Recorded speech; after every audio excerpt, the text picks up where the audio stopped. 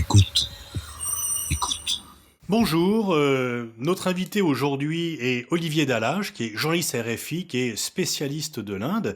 Il a d'ailleurs consacré un ouvrage à cela, aux éditions Armand Collin, L'Inde, désir de puissance. Olivier Dallage, bonjour. Bonjour. En fait, on parle assez peu de l'Inde lorsqu'on est en France. La Chine est souvent évoquée et on a l'impression que l'Inde est moins visible. Est-ce que vous pensez réellement qu'il y a un moindre intérêt de la France ou des Français pour l'Inde? En partie, oui, encore qu'à mon avis, c'est en train de changer depuis quelques années. Les principaux médias ont désormais des correspondants. Je pense à France 2, qui a un bureau depuis maintenant une dizaine d'années, qui envoie des reportages. Mais c'est vrai que l'Inde est largement associée à des projets touristiques, davantage que une réflexion sur sa place dans le monde, contrairement à la Chine, qui depuis quand même maintenant assez longtemps est une grande puissance internationale. Je pense que c'est en train de changer, mais il y a aussi autre chose, c'est que l'Inde appartient historiquement à la sphère d'influence anglo-saxonne et que ça n'est que très tardivement que l'Inde en tant qu'objet politique est venue intéresser progressivement un certain nombre de journalistes et de chercheurs, mais pas assez. On va séparer l'entretien en deux parties, voir d'abord les aspects internes de politique intérieure, de société indienne, et puis les aspects de politique étrangère. Alors, l'Inde se définit elle-même comme la première et la plus grande démocratie du monde. Est-ce que ce qualificatif est justifié? Il est justifié, il est encore justifié, je dirais. Alors, démocratie imparfaite, hein, et depuis toujours, parce que il y a de la corruption, parce qu'il y a de la violence politique, notamment au niveau local, il y a des achats de voix, il y a tout ça. Mais c'est une démocratie malgré tout fonctionnelle, en ce sens que un gouvernement peut être chassé par des élections, par le fait que la justice, aussi lente et aussi compliquée soit-elle, est un régulateur réel, et notamment la Cour suprême, qui joue un rôle très important dans ce pays, puisque la Cour suprême donne des instructions même au gouvernement, en lui donnant plusieurs semaines ou plusieurs mois pour prendre des décisions sur un sujet. Donc oui, ça reste une démocratie. Mais démocratie où on voit des tendances qui la rapprochent de ce qu'on appelle maintenant les démocraties illibérales, comme ça peut être le cas en Hongrie, en Turquie, voire en Israël. Et le gouvernement actuel a certainement cette tendance-là. Ça ne remet pas en cause le fondement démocratique du pays, mais certainement dans la pratique, il y a des évolutions qui peuvent être préoccupantes à bien des égards. Si le BJP du Premier ministre Modi a gagné les élections, c'est aussi un peu par un rejet de l'historique parti du Congrès pour la corruption, mais en même temps, n'y a-t-il pas un paradoxe que cette grande démocratie soit une sorte de hiérarchie dynastique, de pouvoir dynastique au parti du Congrès, puisque c'est la même famille qui, depuis 4 générations, occupe les rênes de ce parti et a très longtemps dirigé le pays. Oui, bien entendu, c'est une anomalie. Ça n'est pas une anomalie en Asie, hein, puisque de grandes démocraties asiatiques ont été dirigées par des femmes ou des filles d'eux. Je pense au Sri Lanka, je pense aux Philippines, je pense Bangladesh, Bangladesh, Myanmar, ouais. Indonésie.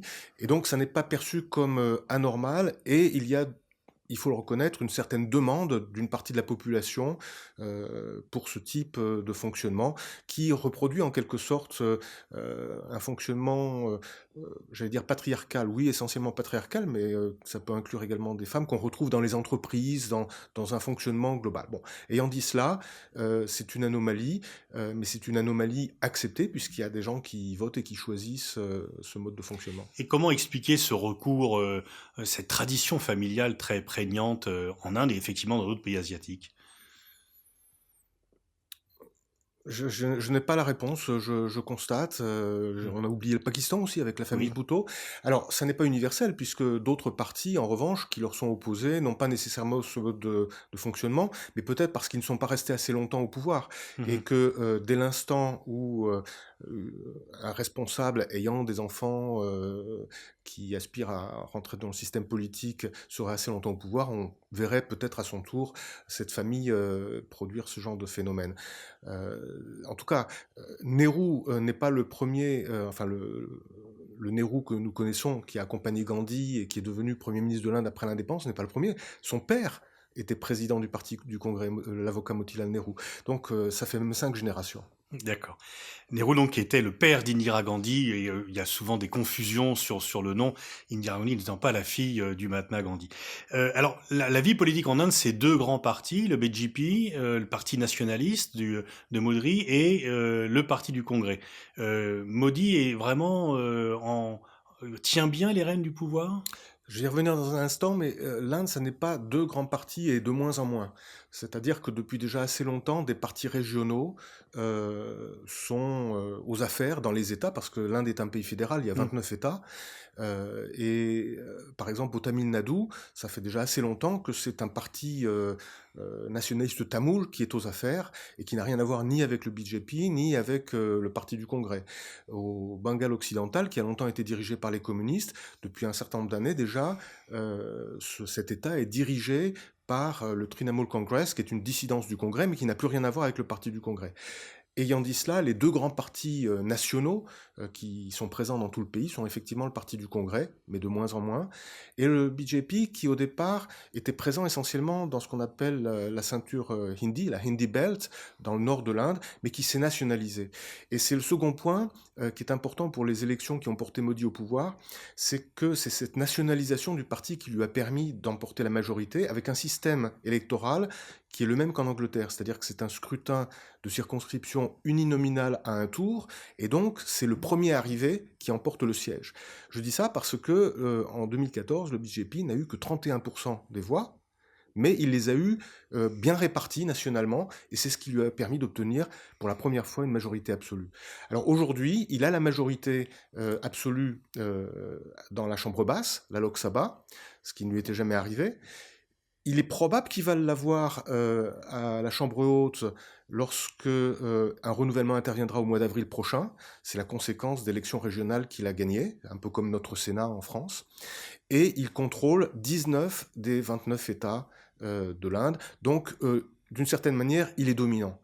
Et pourtant, il y a une certaine fragilité dans ce pouvoir, ainsi qu'on l'a vu très récemment lors des élections dans l'État du Gujarat, qui est l'État de Modi, où le BJP dirige depuis déjà plusieurs décennies, et qui n'a maintenu son pouvoir que d'extrême justesse, puisque dans une quinzaine de circonscriptions, le siège n'a été acquis qu'avec 200 à 2000 voix d'écart seulement, au moment même où le Congrès faisait une remontée assez spectaculaire dans cet État qui pourtant est traditionnellement acquis à Modi.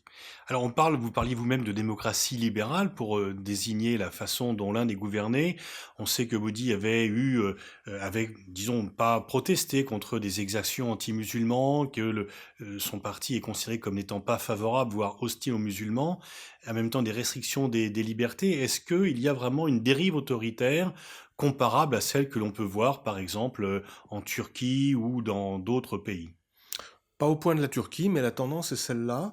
Il faut surtout souligner l'organisation extraordinaire du BJP, à la fois en s'appuyant sur le RSS, qui est une milice fondée dans les années 20, un peu sur le modèle fasciste, qui défend le nationalisme hindou, mais qui ne fait pas de politique, mais qui contrôle l'idéologie quand même du parti dont Modi est le dirigeant, et d'ailleurs lui-même vient de ce fameux RSS, et il a surtout une armée de partisans qui interviennent sur les réseaux sociaux et qui intimident tous ceux qui expriment la moindre critique à l'encontre de ce gouvernement. En face, le Congrès n'est plus que l'ombre de lui-même, et de ce point de vue-là, il a un gros retard à rattraper s'il veut pouvoir espérer retourner au pouvoir. On parle souvent, lorsqu'on évoque l'Inde, on évoque les castes. Elles n'existent plus officiellement, mais pourtant, juridiquement, mais pourtant, on a quand même le sentiment qu'elles ont toujours un rôle sociétal très fort. Elles ont un rôle sociétal très fort et elles existent juridiquement en ce sens que c'est la discrimination qui est interdite et la Constitution prévoit des compensations en fixant des quotas pour les castes les plus basses, les hors-castes, c'est-à-dire les intouchables, et également les indigènes, ceux qu'on appelle les adivasi, autrement dit des aborigènes. Et alors, au fil des années, d'ailleurs, ces quotas qui favorisent les basses castes et qui leur ont permis de jouer, pour certains de ces membres, un rôle important dans l'industrie, dans la politique, c'est les castes intermédiaires qui se sont sentis discriminés. Et donc on a inventé d'autres concepts, les autres castes arriérées, qui bénéficient également de quotas. Il a fallu que la Cour suprême dise que pas plus de 50% des postes de l'administration ou des entrées à l'université pouvaient être concernés par les quotas, parce que les castes supérieures se sont à leur tour révoltées en disant « mais on ne peut plus rien faire ». Et il y a eu des suicides par le feu dans les années 70 à la suite de ces modifications législatives. Il y a des partis de castes qui, dans l'Uttar Pradesh, je pense en particulier au parti de Mayawati Kumari, qui a dirigé ce grand État, le plus grand État de l'Inde pendant un certain nombre d'années, ça n'est plus le cas. Et donc, encore une fois, on voit bien que les partis qui sont censés incarner l'intérêt général au-delà des divisions de la société sont grignotés par des partis qui représentent des intérêts ethniques, de caste. Et dans ces élections au Gujarat dont on parlait tout à l'heure, ce qui a été la faiblesse du BJP de Modi, c'est que une caste qui les avait soutenus, les nationalistes hindous pendant très longtemps, une caste de Gujarat, les Patels, s'est sentie à son tour discriminée et a demandé à avoir des quotas que le gouvernement ne leur a pas donnés. Et du coup, ils ont fait un retournement d'alliance en s'alliant avec le parti du Congrès. On voit que c'est quand même très très compliqué et que cette mosaïque est quand même une mécanique de précision délicate à gouverner. Diriez-vous que l'Inde est un pays à la fois élitiste et injuste? Certainement, certainement. C'est un pays très injuste, les injustices sont très très nombreuses. Élitiste en ce sens que il n'y a pas que l'élitisme de caste, il y a également l'élitisme de l'argent, et ça ne se confond pas toujours, hein. Il peut y avoir des intouchables qui sont multimillionnaires. Mais cette injustice est à la fois combattue par des associations, mais très largement intériorisée à la fois par la tradition des castes et aussi par la division multiple de ce pays, ce qui est l'une des explications qu'on fournit habituellement sur le fait qu'il n'y a jamais eu de révolution en Inde, même s'il y a de nombreuses révoltes.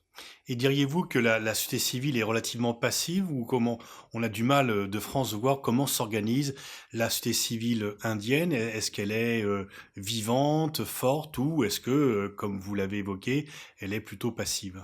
Non, la société civile s'exprime à travers de très nombreuses associations, à travers des journaux en ligne, sur les réseaux sociaux, dans les quartiers, et en représentant justement tous ceux qui se considèrent comme étant l'objet de discrimination. Je vais prendre un exemple. Dans la ville de Bombay, il y a un quartier qu'on appelle Dharavi, qui a longtemps été présenté comme le plus grand bidonville d'Asie. En fait, ça n'est plus tout à fait un bidonville, c'est comme les camps palestiniens, les camps de toile ont été remplacés par du dur, et voilà. Et c'est en plein cœur de la ville, et les promoteurs immobiliers veulent le détruire pour construire, parce que ils sont assis sur un tas d'or, c'est-à-dire le foncier. Ça n'arrivera pas. Ça n'est pas comme Shanghai où la municipalité peut décider de raser un quartier et de construire. Là-bas, il y a des électeurs. Donc ce vote compte. Deuxièmement, il y a des mafias qui représentent chacune des communautés qui y vivent. Il y a un réseau extrêmement serré d'intérêts économiques et sociaux. Et donc oui, on peut dire que la société indienne est très résiliente. D'ailleurs, le prix Nobel d'économie Amartya Sen, qui est lui-même indien, a écrit un livre qui s'appelle, dans sa version originale, The Argumentative Indian. C'est l'Indien qui discute de tout, qui n'accepte jamais rien. Et ça, c'est une réalité. L'économie indienne se porte bien, c'est une des plus fortes croissances par rapport à sa taille. Est-ce que elle a des perspectives de long terme de croissance ou est-ce qu'il y a des nuages qui peuvent survenir? Elle a des perspectives importantes de croissance. Les nuages tiennent, c'est bien identifié, aux freins que représente l'insuffisance des infrastructures, également peut-être une insuffisance de mobilité due à ce qu'on a évoqué, c'est-à-dire ce système des castes, mais elle a subi un coup terrible il y a un peu plus d'un an lorsque le gouvernement a démonétisé deux billets de banque qui représentaient à eux deux 86% de la masse de billets en circulation.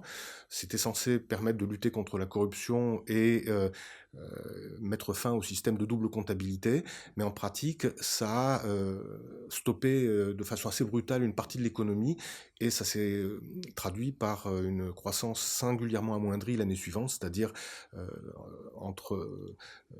l'essentiel de l'année 2017 où ça a perdu plus d'un point de croissance par rapport à ce qui avait été envisagé. Alors il y a toujours cette comparaison entre le match entre l'Inde et la Chine. L'Inde se plaint d'être moins bien traitée par les Occidentaux que la Chine qui, selon l'Inde, n'est pas un pays démocratique. Comment voyez-vous ce duel au sommet entre ces deux géants asiatiques qui sont les deux pays les plus peuplés du monde? Sur le plan économique et démographique, l'Inde va dépasser en population la Chine sans doute aux alentours de 2025. Elle a une population jeune, la population de la Chine est vieillissante. Il y a un dynamisme en Inde qui commence à manquer un petit peu à la Chine. Mais la Chine est beaucoup plus riche, La Chine est beaucoup plus industrialisée. L'Inde a certainement des atouts, mais il faut qu'elle les utilise bien et vite, parce qu'à son tour, dans quelques dizaines d'années, l'Inde sera atteinte par une transition démographique qui fera qu'elle aura une population vieillissante et elle n'a pas de système de retraite. Et donc à ce moment-là, ça représentera un coût terrible pour elle. Pour le moment, tous les feux sont au vert ou à l'orange clignotant en tirant sur le vert, mais il faut bien qu'elle joue ses atouts, parce que sinon, elle sera dépassée par la Chine et par d'autres. Sur le plan diplomatique, où en sont les relations entre New Delhi et Pékin? C'est compliqué parce que depuis la guerre de 1962, l'Inde redoute la Chine. La Chine ignore l'Inde, au mieux est irritée ou la traite avec condescendance. Le fait que l'Inde ait maintenant l'arme nucléaire et procédé à des tirs sérieux, soit équipé de missiles et se renforce en matière d'armement, l'Inde était l'an dernier le plus grand acheteur d'armes de la planète, devant l'Arabie Saoudite, commence à préoccuper la Chine, surtout depuis la tension qui est intervenue sur un plateau de l'Himalaya à la frontière du Bhoutan et sur le territoire du Bhoutan en août dernier. Les Chinois n'avaient pas vu venir cette détermination indienne. Il s'agit d'une frontière qui est toujours disputée, qui n'a jamais vraiment été reconnue. Mais justement, les Chinois pensaient qu'ils avaient la main haute là-dessus, c'est-à-dire qu'ils pouvaient énerver l'Inde en déplaçant ici ou là des soldats.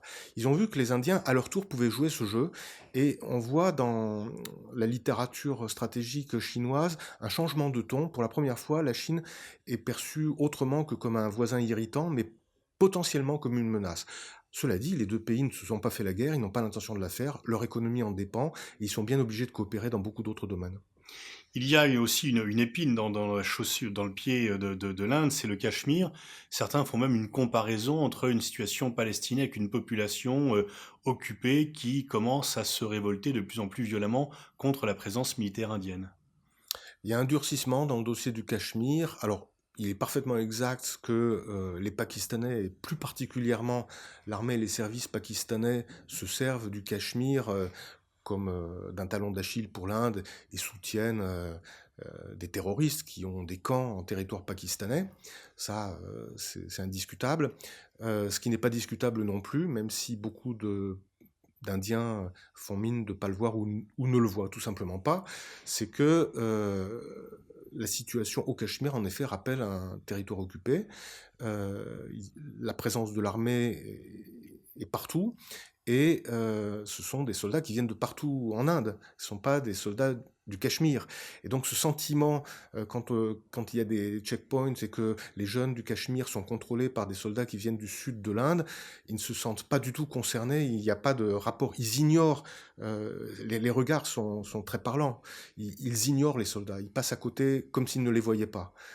Et c'est un petit peu ce qu'on voit en Cisjordanie avec les soldats israéliens. Ils sont bien obligés de faire avec, naturellement. Et surtout, il n'y a pas de solution politique, puisque dans l'atmosphère de surchauffe nationaliste actuellement, toute concession est vue comme une concession au Pakistan. Et le Pakistan ne fait pas grand-chose non plus pour aider la situation. Il en résulte que ce qui était présenté autrefois comme la Suisse de l'Himalaya est aujourd'hui un territoire un peu à l'abandon, où les gens n'ont pas d'avenir professionnel et économique. Et comme il y a aussi beaucoup de corruption, l'argent qui est injecté n'arrive pas toujours dans les projets de développement qui ont été promis. Alors l'Inde se voit comme la 6e puissance mondiale, elle est candidate au Conseil de sécurité, elle joue la carte américaine. L'alliance entre l'Inde et les États-Unis vous paraît-elle solide? Ça n'est pas une alliance. Aux États-Unis, on a souvent du mal à comprendre ça. L'Inde, dans son ADN, ne veut pas d'alliance, elle veut une autonomie stratégique. C'était vrai à l'époque de Nehru, c'était vrai à l'époque de sa fille Indira Gandhi. Il y a quand même une carte américaine qui est jouée de façon plus forte Bien qu'auparavant. entendu, mais ça n'est pas une alliance en ce sens que, dans la conception américaine, d'ailleurs occidentale d'une alliance, même si c'est pas toujours respecté, quand on est allié, eh bien on suit l'allié dans ses difficultés et dans les décisions. On a bien vu tout récemment sur la question du transfert de l'ambassade américaine à Jérusalem que l'Inde, cela dit de la même façon que les Français ou les Britanniques, a voté contre ce transfert, enfin a voté la résolution qui condamnait le transfert. Malgré un très fort rapprochement avec le BJP entre l'Inde et Israël. Absolument. En ce moment même, Netanyahou se trouve en Inde. C'est le deuxième chef de gouvernement israélien à se trouver en Inde. Le premier avait été Ariel Sharon en 2003. Modi a fait une visite il y a quelques mois extrêmement réussie en Israël. Il n'est pas allé en Palestine. Il doit s'y rendre prochainement, car les Indiens veulent absolument découpler leur relation avec Israël de leur relation avec les Palestiniens. Ils ne veulent pas être otages d'un conflit qui ne les concerne pas. Et donc, tout en réaffirmant les positions traditionnelles, le rapprochement est très réel, mais il ne faut jamais perdre de vue que pour les Indiens, c'est leur intérêt et seulement leur intérêt qui détermine leur position. Et c'est une erreur de considérer qu'une alliance est envisageable dans ce cas de figure. Et malgré tout, malgré ces ambitions internationales de l'Inde, on voit il y a un corps diplomatique qui est très peu développé. On entend peut-être moins souvent l'Inde sur les grands sujets internationaux par rapport à ses ambitions affichées. Le corps diplomatique est limité, c'est en train d'être corrigé, ils sont en train de recruter, mais il y a un système de recrutement extrêmement élitiste pour le corps diplomatique indien. C'est un petit peu une ENA qui serait faite juste pour les diplomates. Et d'ailleurs, dans le cursus de formation, on leur apprend encore à monter à cheval et à jouer au polo comme à l'époque des Britanniques. Ou alors, si ça n'est plus le cas, c'est très récent. Donc, ils sont en train de rattraper ça.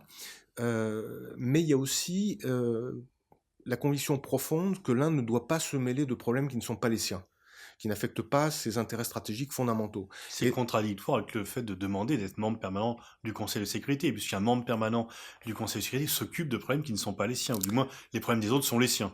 C'est une contradiction dans notre culture à nous, mais quand on discute avec les Indiens, certains l'admettent, mais d'autres disent non, non, pas du tout. Et on prend l'exemple, par exemple, du Proche-Orient, qu'ils appellent l'Asie de l'Ouest, et ils disent, regardez, vous les Occidentaux, vous intervenez sans arrêt. Qu'est-ce que vous avez réussi?